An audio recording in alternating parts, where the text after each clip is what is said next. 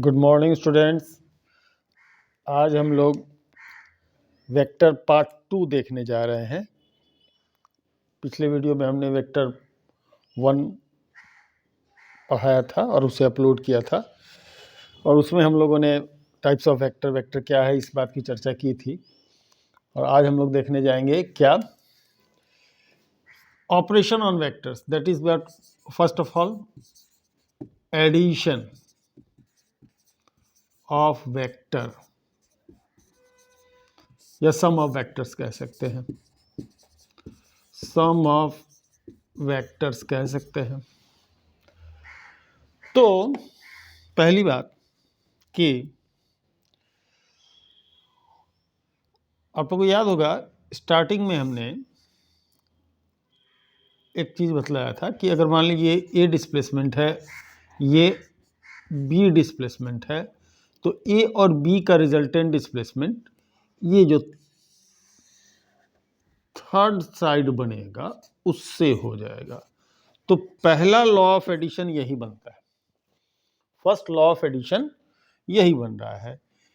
क्या? ए plus B equals to C.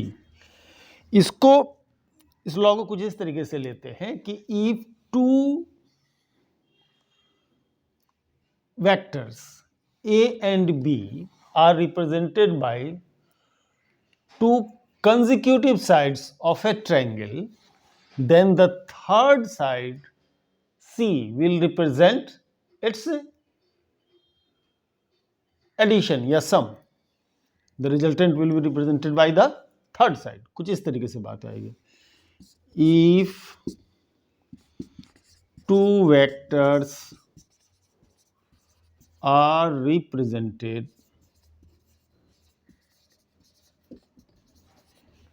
by two consecutive sides of a triangle, then the third side will represent its resultant। Hindi में कुछ इस तरह से कह सकते हैं कि यदि त्रिभुज की किन्हीं दो क्रमागत भुजाओं द्वारा अगर दो सदिश प्रदर्शित किया गया हो तो तीसरी भुजा इनके परिणामी को प्रदर्शित करेगा। तो तीसरा साइड जो होगा उसके रिजल्टेंट को रिप्रेजेंट करेगा। अब सम ऑफ वेक्टर्स का जो दूसरा लॉ आता है वो लॉ, ये तो इसको तो कहते हैं अपन लोग law of triangle. Law of triangle. दूसरा आता है law of parallelogram. Parallel line खींच करके समानांतर चतुर्भुज के नियम। इसके लिए हम लोग एक पैरेललोग्राम यानी कि समानांतर चतुर्भुज ले लें। समानांतर चतुर्भुज ले लें। ये अगर ए वेक्टर है और ये अगर बी वेक्टर है, तो जरा देखिए इसी की मदद से हम लोग इसको भी देखने की कोशिश कर रहे हैं। वो क्या, वो जरा देखते हैं। अगर ये बी वेक्टर है तो इक्वलिटी ऑफ वेक्टर के मुताबिक ये भी वेक्टर बी होगा। अब जरा देख लीजिए, ए बी कंसेक्यूटिव साइड्स हो गए, तो ये जो तीसरा होगा यही उसका क्या होगा, रिजल्टेंट होगा। करेक्ट। चलिए इस चीज को हम लोग रिप्लेस कर देते हैं आर से, तो जरा ज्यादा जनरलाइज हो जाएगा। ठीक है, सी को रिप्लेस कर दिए आर से, are.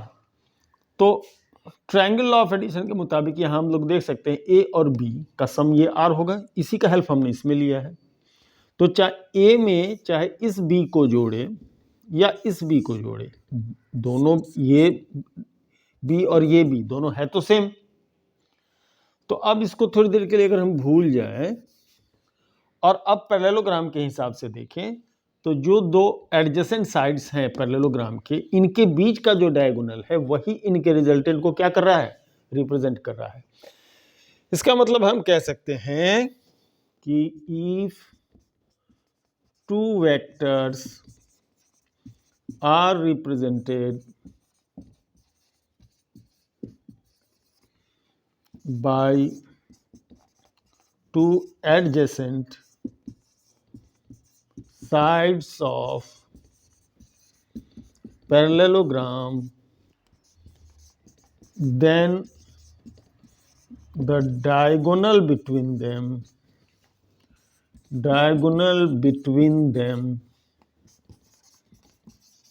will represent its resultant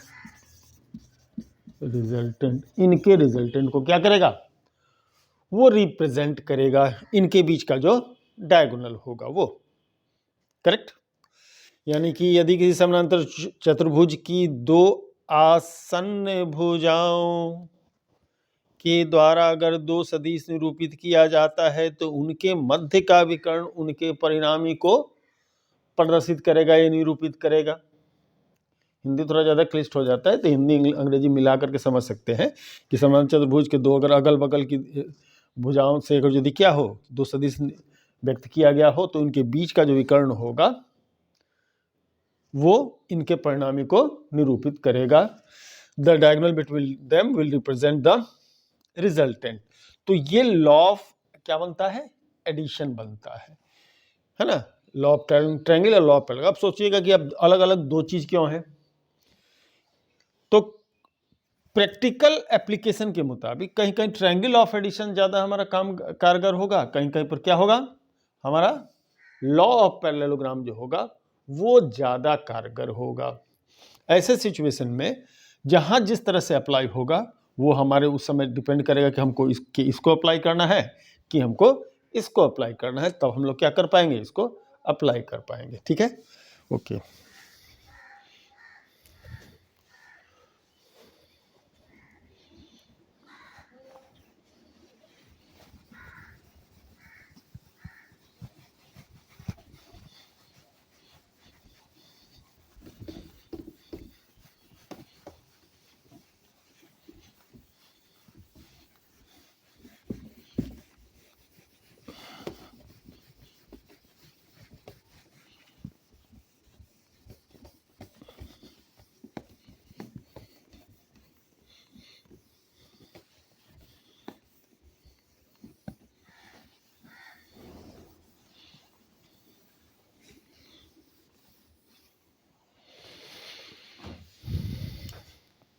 next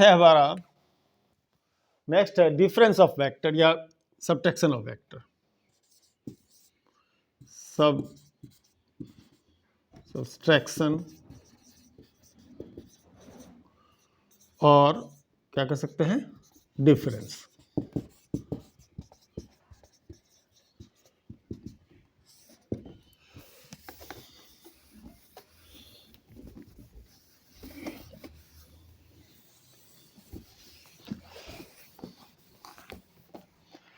चलिए, हमारा एक प्रश्न है आपसे, एक बहुत छोटा सा प्रश्न है। वो ये है कि 2 में से अगर -2 को घटाएंगे तो कितना आएगा। तो कोई भी कह देगा कि सर 0, पहले लाइन में सुनते ही बोलेगा पहले कि वो 0 हो जाए। जी नहीं, हमने कहा कि 2 में से अगर -2 को घटाएंगे तो 2 माइनस माइनस प्लस 2 + 2 = 4। तो सब्ट्रैक्शन का जो एक्चुअल मीनिंग है मैथमेटिक्स के अंदर वो भी सम ही है, ऐड ही है। कहने का मतलब क्या है कि जब हम ऐसा लिखते हैं 2 - 2 या 3 - 2 या कुछ भी, इसका एक्चुअल मीनिंग है 3 + 2 - 2, माने 2 को अपोजिट साइन करके तब हम 3 के साथ क्या करें, ऐड करें। तो 3 + 2 - 2 दैट बिकम्स 1। ये जो है सो बेसिक अलजेब्रा होता है सब्ट्रैक्शन के अंदर। ऐसा ही कुछ काम हम लोग यहां सब्ट्रैक्शन में या डिफरेंस ऑफ टू वेक्टर्स में करने जा रहे हैं। तो बेसिकली चूंकि करना अपने को एडिशन ही है, तो ऐसे में हम लोग फिर से एक पैरेललोग्राम ले रहे हैं। ये पैरेललोग्राम का रोल वेक्टर में बहुत तगड़ा है, ठीक है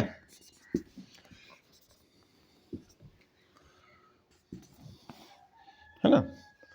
चलिए मान लीजिए ये वेक्टर ए है और ये वेक्टर बी है, तो ये तो भैया ए प्लस बी को रिप्रेजेंट करेगा, इसमें कोई दो राय नहीं है। ये ए प्लस बी को रिप्रेजेंट करेगा, सॉरी स्मॉल में ए प्लस बी को क्या करेगा, रिप्रेजेंट करेगा। अभी जैसा कि हम यहाँ पर एक कॉन्सेप्ट में दिखाया था कि अगर 3 में -2 करना है, यानी 3 को -2 से जोड़ना है, तो हमने क्या कर लिया, 2 को अपोजिट कर लिया। ठीक इसी तरह से अगर ए में बी को सब्ट्रैक्ट करना है, तो हम लोग क्या करेंगे, बी को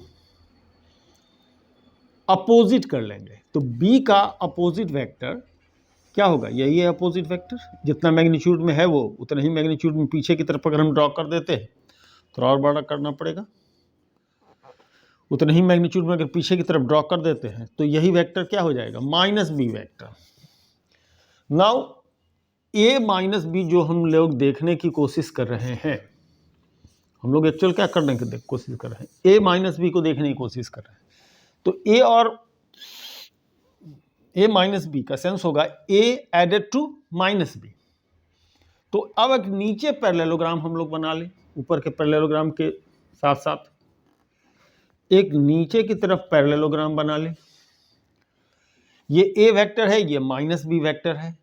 तो जैसा कि लॉ ऑफ एडिशन हमारा सजेस्ट करता है कि इनके बीच का जो डायगोनल होगा वो हमारे रिजल्टेंट को रिप्रेजेंट करेगा, यानी ये रिप्रेजेंट करेगा a added to -b, basically बोला जाए तो a माइनस b। तो ये डिफरेंस ऑफ वेक्टर होगा, ठीक है, ओके।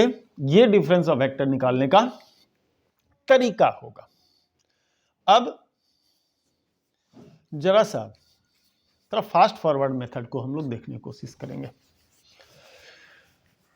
अगर हम इस लाइन, इस डायगोनल, ये डायगोनल तो हम लोग ड्रॉ किए थे जो ए और बी के रिजल्टेंट को, ए प्लस बी को रिप्रेजेंट कर रहा है, अगर इस डायगोनल को मिला दें तो बेसिक ज्योमेट्री से हम देख सकते हैं कि ये भी, ये फिगर जो है ये खुद पैरेललोग्राम हो जाएगा। तो ये जितना होगा उतना ही हमारा ये भी होगा, करेक्ट, ये भी होगा।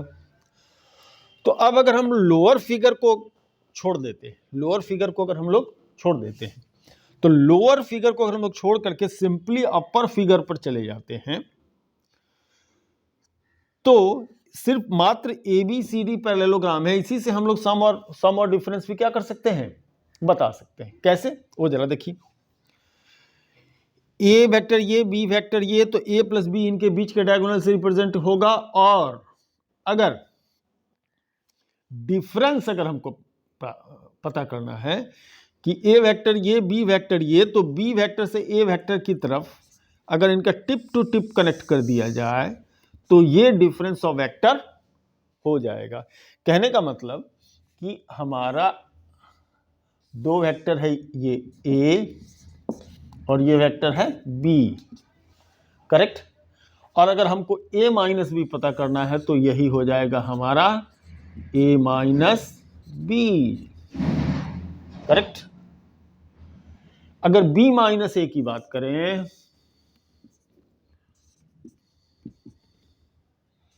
b माइनस ए की बात करें तो a से b की तरफ एक एरो ड्रॉ किया जाए और यही हो जाएगा आपका क्या, b माइनस ए। तो ऐसे सिचुएशन में हम लोग इजीली अब समझ सकते हैं कि डिफरेंस ऑफ वेक्टर देखने का तरीका क्या होगा। जब रिलेटिव मोशन की बात होगी और कुछ इस तरह की बात होगी तो ये कॉन्सेप्ट हमारा क्या होगा, काफ़ी हेल्पफुल होगा, जहां पर हम लोग क्या कर सकते हैं, डिफरेंस ऑफ वेक्टर को बतला सकते हैं। ठीक है, चलिए नेक्स्ट टॉपिक पे मूव करते हैं।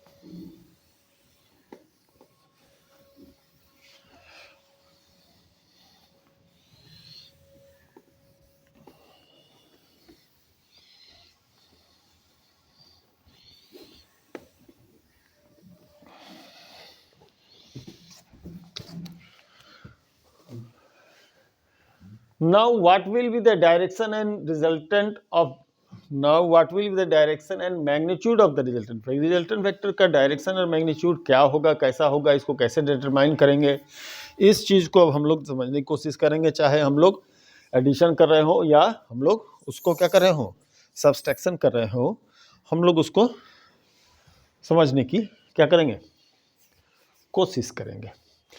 उससे पहले थोड़ा सा एक टॉपिक हमको याद आ गया जो आपको बताना बड़ा जरूरी हो जाएगा, वो है रिजोल्यूशन ऑफ वेक्टर। पहले रिजोल्यूशन ऑफ वेक्टर देख लेते हैं।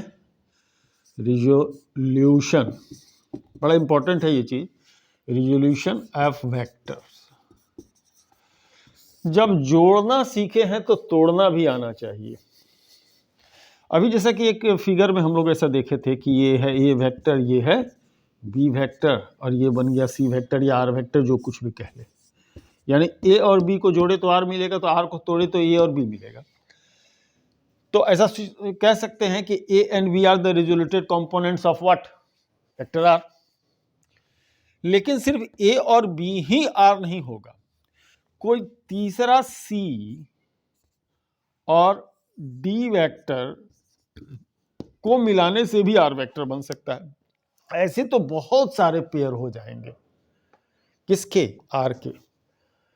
एक नहीं, दो हो सकते हैं, तीन हो सकते हैं, ऐसा भी हो सकता है ये तब ये। तो ऐसे बहुत सारे रिजोल्यूटेड कंपोनेंट्स बन सकते हैं, किसके, आर के।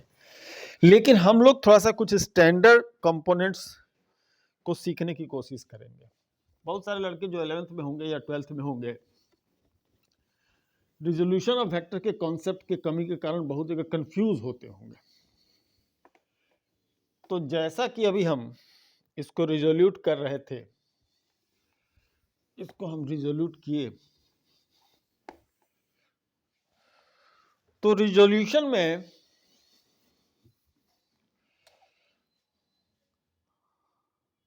रेक्टेंगुलर रिजोल्यूशन की बात करें, करेक्ट, हम लोग रेक्टेंगुलर रिजोल्यूशन की बात करते हैं।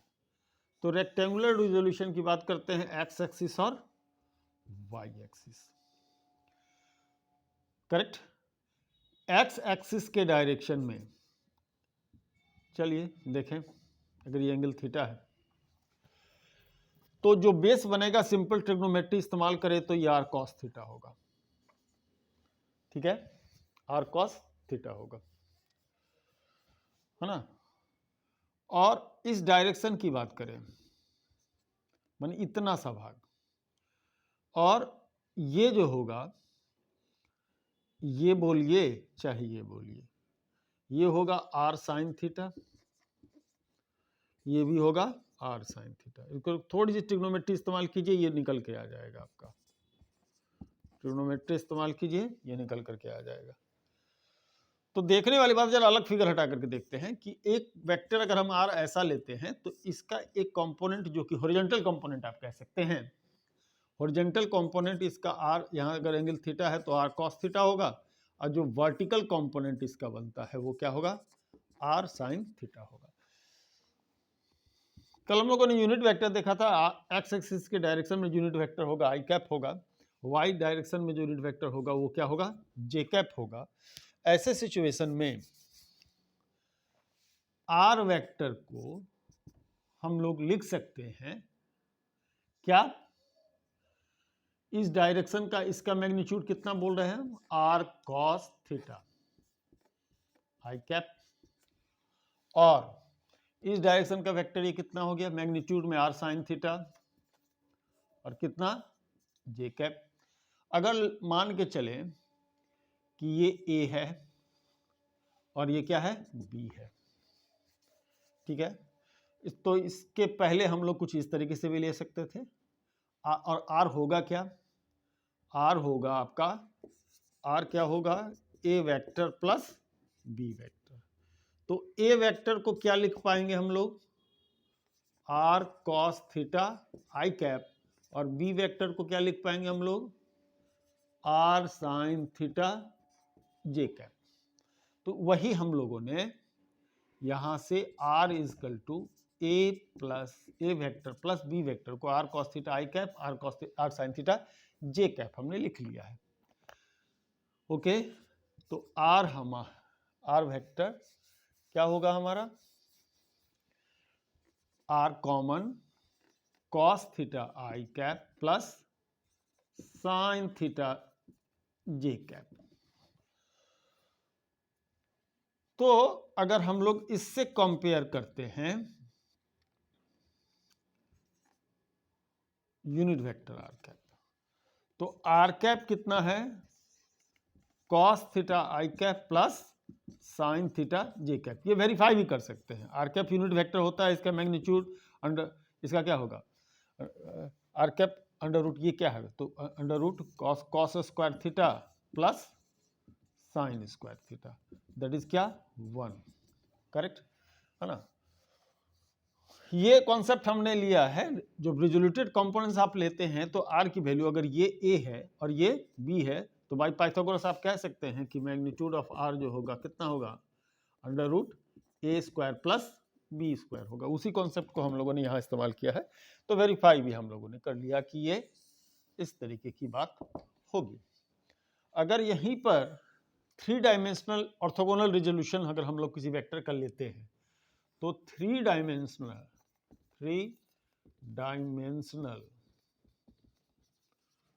रिजोल्यूशन में अगर हम जाते हैं तो आपका एक्स एक्सिस, वाई एक्सिस और जेड एक्सिस होगा, उसमें कोई आर वेक्टर हमारा A I cap plus B J cap plus C K cap होगा, ठीक है, ओके।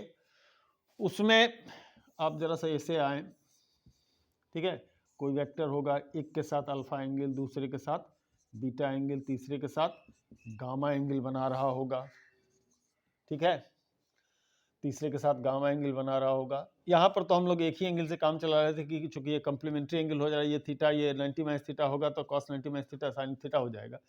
तो ऐसे सिचुएशन में हम लोग जो इसका ए कंपोनेंट है जो एक्स डायरेक्शन में होगा, जो बी कंपोनेंट है जो वाई डायरेक्शन में होगा, जो सी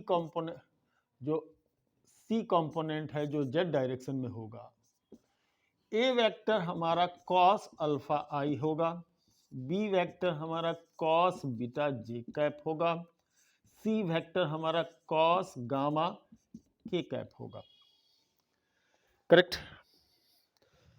तो आर वेक्टर हमारा कुछ इस तरीके से लिखा जा सकता है, कॉस अल्फा, नो, सिर्फ कॉस अल्फा नहीं, R cos alpha, R cos beta, R cos gamma. तो आर वेक्टर को हम लोग कुछ इस तरीके से लिख सकते हैं, R cos alpha I plus R cos beta J plus R cos gamma K. यहाँ पर जो कंफ्यूजन राइज किया था, जो भी प्रोजेक्शन हम मान लीजिए इसका लेते हैं, तो ये कितना होगा, अगर ये आर है तो ये आर कॉस बीटा होगा, इसी तरह से एक्स एक्सिस पर आर कॉस अल्फा होगा, इसी तरह से जेड एक्सिस पर आर कॉस गामा होगा। उसी चीज को हम लोग यहाँ लिख रहे हैं। अगर आर कॉमन कर लिया जाए तो R cos alpha I plus cos beta J plus cos gamma K, definitely ये चीज जो होगा उस डायरेक्शन का यूनिट वेक्टर होगा, यानी ये आर कैप होगा, जरा यहां दिखा देते हैं, तो आर कैप होगा cos alpha I plus cos beta J plus cos gamma के। और डेफिनेटली आर कैप चूंकि 1 होगा, इसलिए cos square alpha plus cos square beta plus cos square gamma की वैल्यू जो रहेगी 1 रहेगी। तो कुछ जगह ऐसे मिलेंगे जहां पर कुछ टिपिकल प्रॉब्लम होगा, खास करके एडवांस वगैरह में, एडवांस प्रॉब्लम जो आएंगे उसमें इस तरह के इसकी जरूरत पड़ेगी। तो ज़्यादातर हमको थोड़ा सब माने प्रॉब्लम हमारा 2 डायमेंशनल ही रहता है, 3 डायमेंशनल प्रॉब्लम कहीं पर रहेगा, तो कुछ पर्टिकुलर जगह पर 3 डायमेंशनल होगा, वहाँ पर 3 डायमेंशनल रिजोल्यूशन की बात करेंगे और इसका इस्तेमाल हो सकता है। चूंकि हम रिजोल्यूशन ऑफ वेक्टर बता रहे थे, तो इसके साथ साथ ये भी बताना हमारा क्या था, जरूरी था।